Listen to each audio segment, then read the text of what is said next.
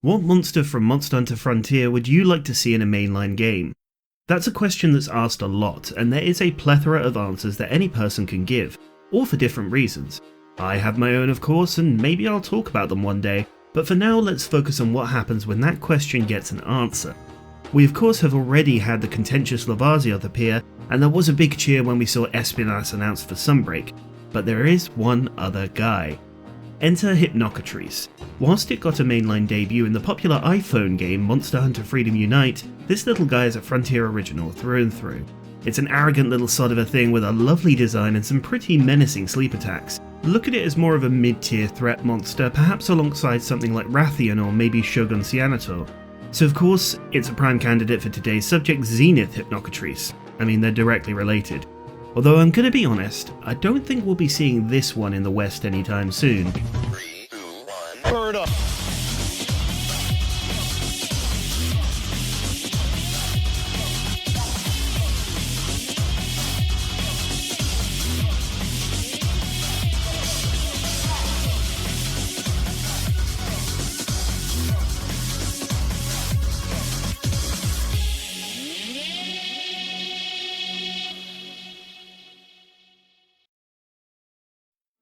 Zenith Hypnoc was another early Zenith, showing its face in the initial trailer for the Frontier Z update, and what a looker it is.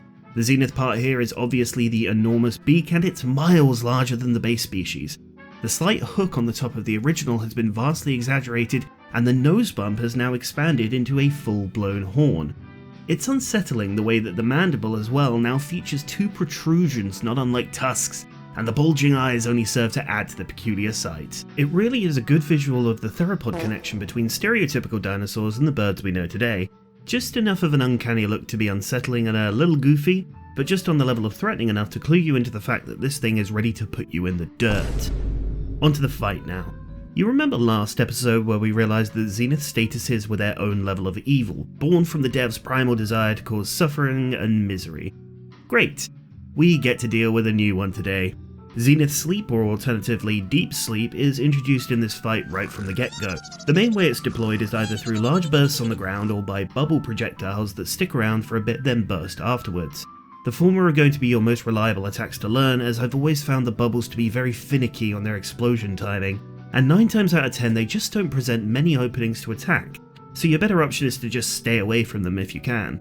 The ground bursts can be rolled or even some cases guarded through with fortification, and it's imperative that you do. You see, if struck, you'll immediately fall asleep. No wandering around looking dazed, just lights immediately out. And whilst this effect isn't permanent, it might as well be, since you're knocked out for around about 25 seconds, which is a lifetime in the middle of a hunt. We'll get onto why it's even more deadly than it sounds in a moment. The point is, you'll be stuck in one place, Amimir and all that, until struck by an attack, or by a pleasant teammate who can give you a smack to help you out.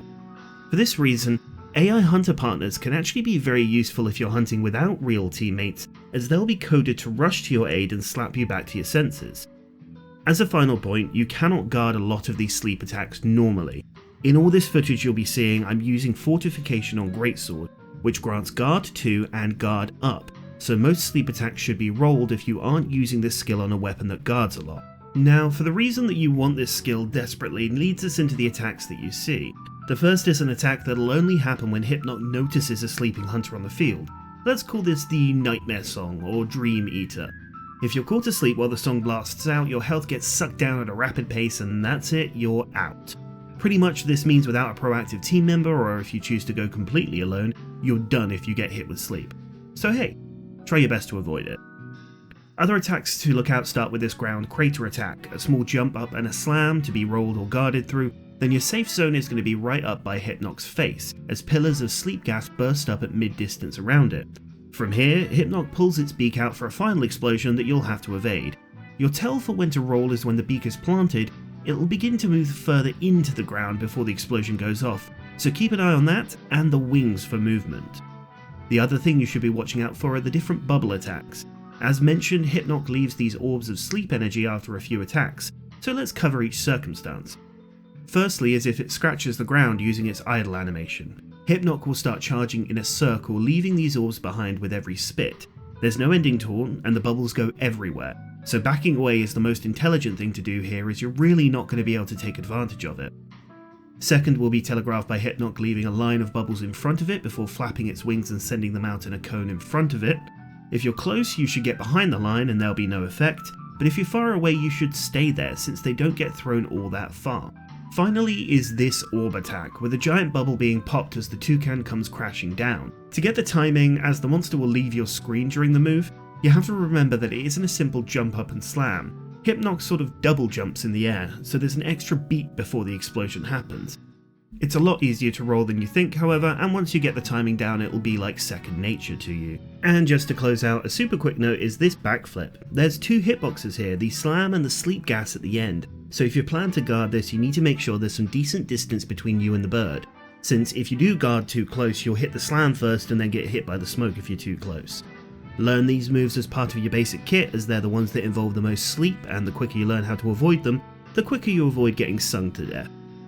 If we move up to G rank 400 we get treated to the poorly aged forest and hills zone. Couple some of the dense foliage with the sleep cloud bursts and visibility becomes incredibly low, adding to the increased challenge. You'll get treated to a new move here where Hypnoc spits a delayed sleep burst, then will come crashing down on top of you. There's multiple hitboxes in play here, and where you are when the attack begins will be significant to your decision of how to dodge. If you're right under the spit when it happens, you'll have to dodge immediately and hope your weapon can chain another quickly, because you'll have to dodge the second burst right after. You really want to be a length away from Hypnoc, so you only have to contend with the ground burst, and when it comes barreling back down, I'd really recommend sidestepping or rolling towards the attack, as the landing has multiple hitboxes that will just blast through fast guard points. That is, however, the only change that you'll see at level 400. Now for 600, say it with me everyone, no significant changes aside from stats at G rank 600. That's right, it's a bit of a dull repetition at this point, but it does have to be said. So let's take the chance here to look at how fucking dumb this gear looks. Look at that.